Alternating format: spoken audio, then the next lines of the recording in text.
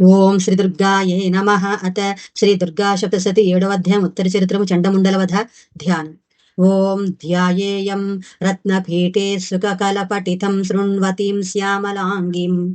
న్యస్యైకాంగ్రి సరోజస్య శశిసకలధరాం వల్లకిం వాదయంతిం కల్హారబద్ధమాలాం నియమిత విలసచ్చోలికాం రక్తవస్త్రాం మాతంగిం శంఖపాత్రాం మధుర మధుమదాం चित्रकोद्भासि भालाम्। ॐ ऋषिरुवाच आज्ञप्तास्ते ततो दैत्य चण्डमुण्डपुरोगमाः चतुरङ्गबलोपेता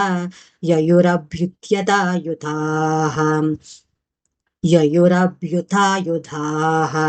ददृशुस्ते ततो देवीमीषद्दशां व्यवस्थिताम् सिंहास्योपरि शैलेन्द्रशृङ्गे महति काञ्चने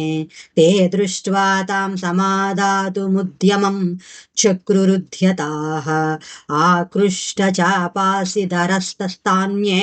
तस्समीपगाः ततः कोपं चकारोच्चैरम्बिका तानरिन् प्रति कोपेन चास्यावदनं मषीवर्णमभूत्तदा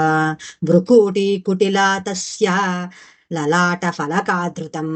कालिकरालवदना विनिष्क्रान्तासि पासिने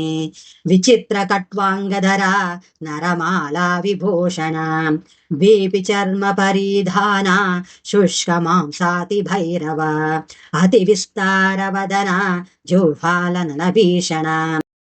निमग्ना रक्तनयना नादापूरितदिग्मुखा सा वेगेनाभिपतिता घातयन्ती महासुरान् सैन्ये तत्र सुरारेणमभक्षयत तद्बलं पौरुष्टिग्रहाङ्कुशग्राहि योधघण्टा समन्वितान् समादैकहस्तेन मुखे चिक्षेपवारणान् तथैव योधं तुरगैरतं सारथिना सह निक्षिप्य वक्त्रे दशनैश्चर्वयन्तत्यति भैरवम् एकं जग्राह केशेषु ग्रीवायामथ चापरं पादेनाक्रम्य चैवान्यं मुरसान्यमुपोथयत् तैर्मुक्तानि च शस्त्राणि महास्त्राणि तथासुरैः मुखेन जग्राहरुषा दशनैर्मतितान्यपि बलिनां तद्फलं सर्वमसुराणां दुरात्मनां ममद्धा भक्षयच्छान्यानन्याञ्चाताड्यत् तथा दिना निहताः केचित् कट्वां गताडिताः जुग्मुर्वीणासमसुरा दन्ताग्रापि हतास्तथा क्षणेन तद्फलं सर्वमसुराणां निपातितं दृष्ट्वा चण्डो विदुद्राव तां कालिमतिभीषणां सरवर्षैर्महाभीमैर्भीमाक्षिं तां महासुरः चादयामास चक्रैश्च मुण्डः क्षिप्रैः सहस्रशः तानि चक्राण्यनेकानि विसमानानि तन्मुखं बभृज्यतार्बिम्बानि सुबहूनि घनोधरं ततो जहासातिरुषा भीमं भैरवनाथिने कालिकरालवक्त्रान्तर्दुर्दस्य दशनोज्ज्वला उत्थाय च महासिंहं देवी चण्डमधावत गृहीत्वा चास्य केशेषु शिरस्तेनाशनाच्छिनत् अथ मुण्डोऽभ्यधावतां दृष्ट्वा चण्डं निपातितम् तमप्यपातयदुद्भूमौ सा खड्गा विहतं वृषा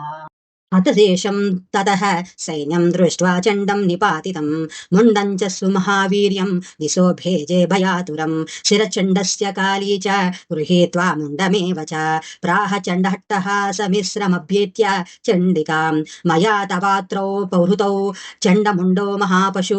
युद्धयज्ञे स्वयं शुम्भं निशुम्भं च अनिष्यसे ऋषिरुवाच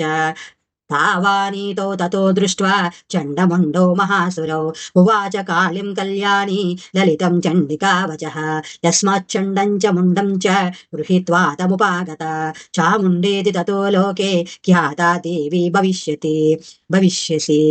ओम इति श्री मार्कण्डेयपुराणे सावर्णिके मन्वन्तरे देवी माहात्म्ये चण्डमुण्डवधो नाम सप्तमोऽध्यायः। उवाच श्लोकाः एवम् एवमादितः।